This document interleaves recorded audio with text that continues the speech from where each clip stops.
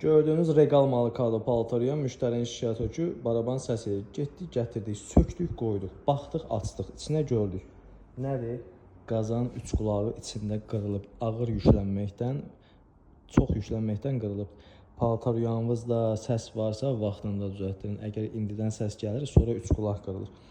Kimin paltaryanla bağlı nə sualı var, nömrə səhifədə var. Zəng eləyin, hər bir sualınızın cavabı var.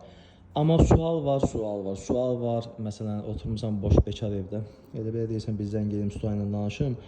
Bu sual deyil. Yəni bu bizim vaxtımızı alır da. Yəni mən iş görürəm, müştərinin evindəyəm, sənə vaxt ayırıram ki, bir suala cavab verim. Sən də boş bekar adamsan.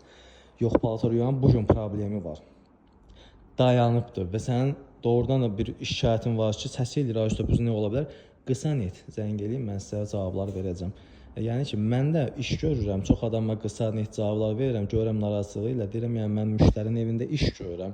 Sizə necə uzun-uzun danışım? Axı o da bir insandır, o mənə çağırıb evinə ki, işi düzəlt. O da gözləyir ki, mən onun işini təhvil verəcəm.